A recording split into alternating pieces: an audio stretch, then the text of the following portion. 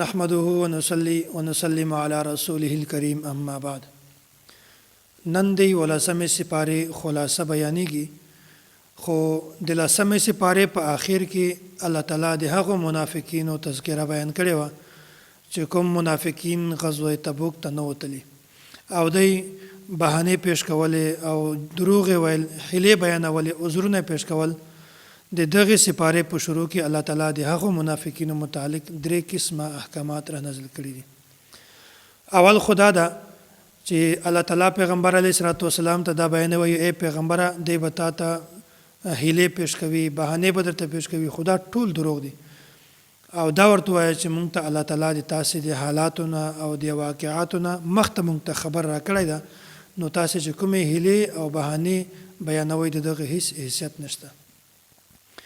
او دوم حکم دا ده، وایي ای پیغمبره ته د دوی نه اعراض وکړه، ما په دوی باندې ملامت کوه او ما د دوی سره تعلق ساته. او په درم نمبر باندې الله تعالی دا حکم را نازل کړ، وایي منافقین به د تا د خوشحالولو دپاره، د تا د رضامندي دپاره دوی په دروغو قسمونه اخلي، خو د هغو د قسمو هیڅ اعتبار مه کوه. ای پیغمبره دوی ته کله هم مه ورخوشحالېږه. دا 3 قسمه احکامات الله تعالی د دغې سپارې په شروع کې بیان کړي دي. بیا چې کوم هغه مسلمانانو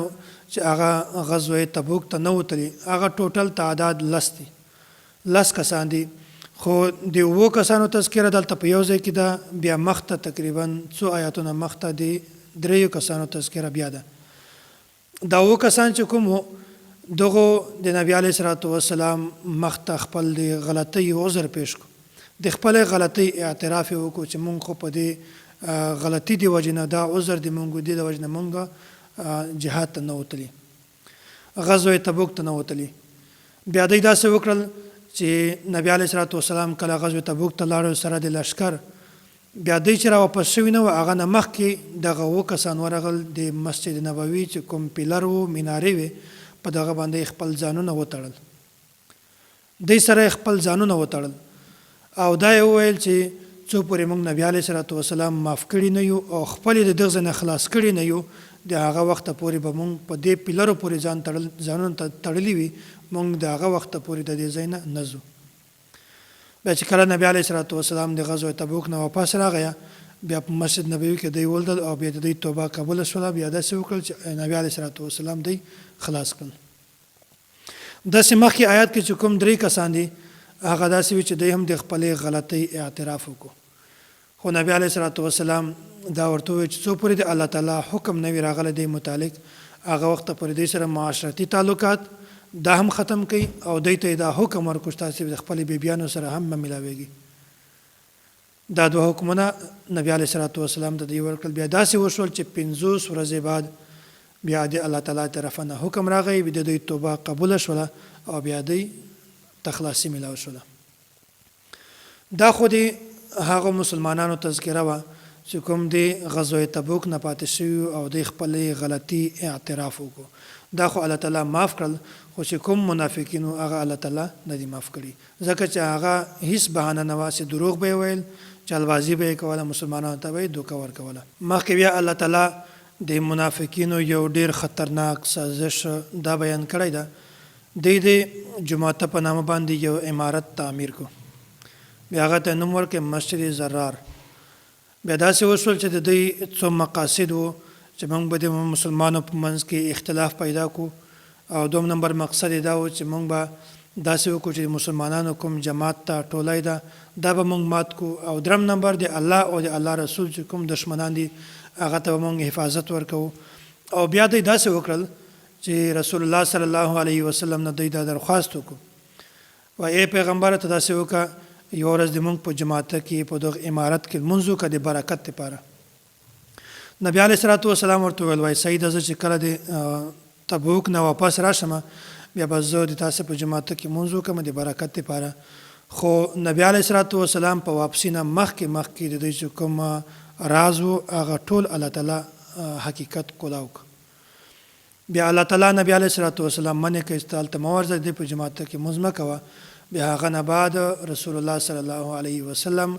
2 صحابه کرام هغه ته ورولېږل او د دوی چې کوم عمارت و دغه فساد په بنیاد باندې جوړو هغه د دې عمارت ټول ور ختم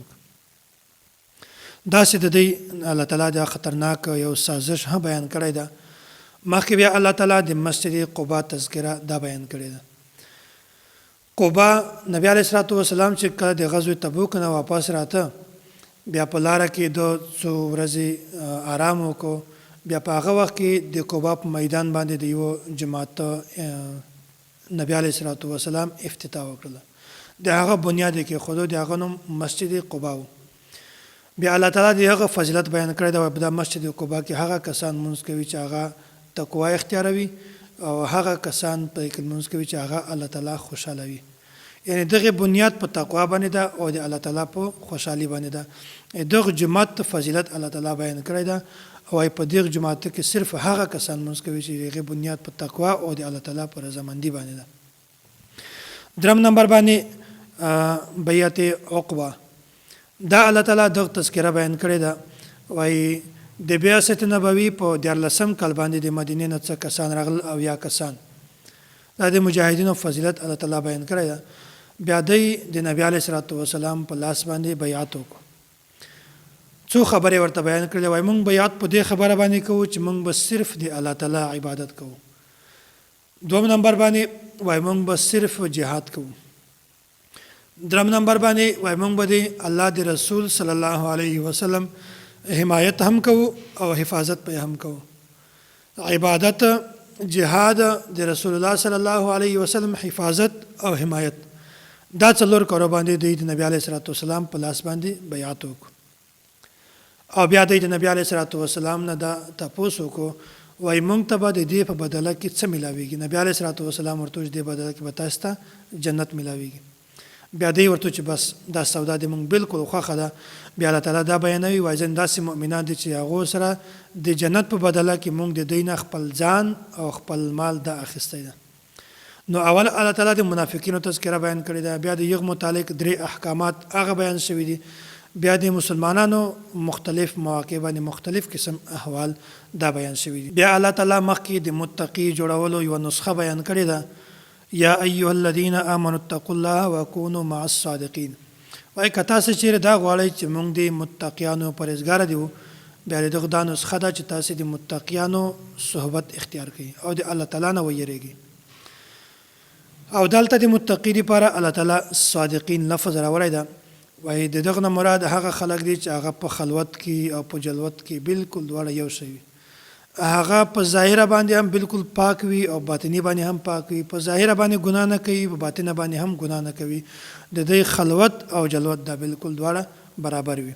دا ته وای متقین وای که یو سړی دا غواړي چې د متقی جوړ سم بیا د متقی سړی صحبت اختیار کړي بیا الله تعالی مخته نبی علیه الصلاۃ والسلام ته تسلی ورکوي وای کچیرته منافقین د تا خبره نه ومني د تا د خبرې نه اعراض وکړي بیا داسې وکړه چې دا څه د پریشانۍ والا خبره نه ده وای داسې بیا وکړه چې ته بیا صبر اختیار کړه او په الله تعالی باندې باور کوه نو دا هم د کامیابی یو اصول ما مخته تاسو ته د 10مې سپاره کې په اخر کې دا بیان کړی و چې د کامیابی شپږ اصول دي پاک یو اصول دا هم چې هر انسان ته پکار دی چې هغه د ثابت قدمی اختیار کړي او صبر دی اختیار کړي دغه دی وجنه انسان همیشه کامیابیږي بیا دا یو آیت حسبی الله لا اله الا هو علیه توکلت وهو رب العرش العظیم که کوم یو کس د سحر ووري او بیګا ووري دا آیات وایي به الله تعالی د انسان غمونه بالکل ختم کړي دا د هغه سړی لپاره دا یو ډیره مجربه وظیفه ده چې کوم سړی همیشه په غم کې وي همیشه پریشانی کې وي دا څه وایي چې د ما د غم او پریشانی بالکل ختم وي یا کم شوی وي بیا هغه لپاره پکار ده چې سحر دې هم ووري دا دعا وي او بیګا دې هم ووري دا آیات وایي حسبی الله لا اله الا هو علیه توکلت وهو رب العرش العظیم دا سورت ختم شو مختبل سورت یونس دغه صورت کې خو ډېر زیات احکامات بیان شوي دي خو دغه صورت کې د حضرت یونس علیه السلام تذکره او د قوم تذکره بیان شوې ده او دغه صورت ته سورت یونس ځکه وایي چې د حضرت یونس علیه السلام په دا کې تذکره بیان شوې ده بیا د مشرکینو دا یو خبره الله تعالی بیان کړې ده د سوالاتو دی وایي چې د ټولې ځمکې د ټول کائنات خالق د الله تعالی ده. او بیا الله تعالی څه احکامات د بتانو ته هم ورسپارلي دي او د دې وجې نه د هغه د خوشحالي دپاره، هغه د رضامندي دپاره د بتانو عبادت کول دا هم ضروري ده. دا د مشرکینو یوه باطله عقیده وه. نو الله تعالی د دې خبرې تردید دا بیانوي، وایي تاسې په دا خبره باندې نه پوهېږئ چې تاسې پیدا کړي چا یې، تاسې ته د ځمکې نه او د اسمانونو رزق څوک درکوي، د تاسې د غوږو، د سترګو، د پوزې دغې مالک څوک ده؟ دی بیا ټول دا ورته وایي چې یا الله ته د هر شي مالک یې. چې یو الله تعالی د هر شي مالک ته بیا تاسې د بتانو عبادت ولې کوئ؟ د بتانو نه خپل حاجات ولې غواړئ؟ شرک ولې کوئ؟ حالانکه د الله تعالی یو شریک هم نشته، ټول کارونه الله تعالی کوي. که چیرته د الله تعالی شریک وای د دنیا ټول نظام به درهم برهم وای. بیا الله تعالی مخکې د حضرت نوح علیه السلام دا خبره بیان کړې ده، وایي ډیر داسې پیغمبرانو چې هغه به خپلو قومو ته د توحید دعوت ورکاوه، د اسلام دعوت پې ورکاوه، خو دوی د دغه دعوت منکر و. بیا داسې حضرت نوح علیه السلام ډیر زیات عمر خپل قوم ته د اسلام د توحید دعوت ورکړه. په دا کې څو کسانو اسلام راوړ، باقي ټولو داسې و چې هغه سرکشي اختیار کړله، اسلام یې نه راوړ. بیا په دې باندې داسې وشول چې طوفان راغی او ټوله غرق شول. او بیا مشرکینو دا ویل چې الله تعالی یو کس پیدا کړی ده، بیا هغه کس مړ شي، د مرګ نه بعد چې د هغه جسم د خاورې سره ملاو شي، ذرې ذرې شي، د هغه د هډوکو پته نه لګېږي، د غوښې پته نه لګېږي، بیا به الله تعالی دغه دوباره بیا څنګه راپاسوي؟ دوی د بعث بعد الموت منکر و. بیا الله تعالی دا خبره بیان کړې ده، وایي که چیرته د انسان جسم په مشرق کې وي، بله حصه په مغرب کې وي، یوه خاورې وي، یو هډوکی وي، یو په اوبو کې ملاو شي، الله تعالی ټول جمع کولی شي. لکه څرنګه چې الله تعالی ابتداءً د انسان په تخلیق باندې قادر ده، داسې الله تعالی دوباره بیا هم د انسان په تخلیق باندې قادر ده. او داسې د الله تعالی نه هیڅ شی پټ نه دی، هر شی علم د الله تعالی سره شته. الله تعالی ته دغه شی علم ده چې دا ذره د کوم انسان ده، دا ذره د کوم انسان ده، بلکې الله تعالی د هر شي په جمع کولو، د هر شي په دوباره راوچتوالي باندې هم قادر ده. بیا الله تعالی د حضرت موسی علیه السلام او د فرعون دا خبره بیان کړې ده. فرعون خپل جادوګر راوغوښتل، د موسی علیه السلام مخ ته د خپله جادو پیش کړه. موسی علیه السلام ته الله تعالی فتح ور نصیب کړه او جادوګرو ټولو په موسی علیه السلام باندې ایمان راوړ. بیا داسې د فرعون د ځینې خلکو د عبرت لپاره الله تعالی د فرعون چې کوم لاش و جسم یې و دا بلکل صحیح سلامت په دنیا کې پاتې کړو.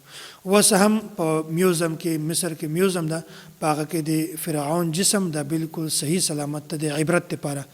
دا یو داسې بادشاه و چې بادشاهي ورته ملاو شوه، بادشاهي نه بعد بیا د خدایي دعوه وکړه. او چې کله د مرګ اثرات ولیدل یا په هغه وخت کې داسې وکړل چې کلمه یې وویله، خو الله تعالی ورته وایي چې داسې د نزع په وخت کې اسلام راوړل، کلمه ویل، دغه هیڅ اعتبار نشته. نو بیا فرعون چې کومه دا د کفر په حالت کې دغه دنیا نه ولاړ او مړ شو. بیا الله تعالی د حضرت یونس علیه السلام کیسه بیان کړې ده، وایي نور ډیر پیغمبران داسې وو چې هغه به خپل قوم ته نصیحت وکړو، د توحید دعوت پې ورکړو، خو دوی به خبره نه منله. بیا به الله تعالی د غرق کړل، عذابونه به یې پرې راوستل. لکه موسی علیه السلام په قوم باندې چې 5 قسمه عذابونه راوستل، داسې په هر پیغمبر باندې ځان ته عذابونه وو. خو د یونس علیه السلام قوم داسې و چې کله یونس علیه السلام دوی ته د توحید دعوت ورکړو، د جنت مناظر یې ورته پیش کړل، د آخرت نه، د جهنم نه، د عذاب خبرې ورته بیان کړلې، بیا دوی په عذاب د راتلو نه مخکې دوی بیا د زړه نه توبه وکړله، بیا الله تعالی دوی معاف کړل او په دوی باندې عذاب نه راغی. دا ټوله تذکره الله تعالی په دغه سپاره کې بیان کړې ده. په آخر کې د دغو پیغمبرانو او د دوی د قوم چې کومه تذکره ده هغه هم الله تعالی بیان کړې ده. الله تعالی دې موږ تاسې ته ایمان را نصیب کړي او الله تعالی دې موږ تاسې د کفر نه په حفاظت کې وساتي. واخر دعوانا ان الحمد لله رب العالمين.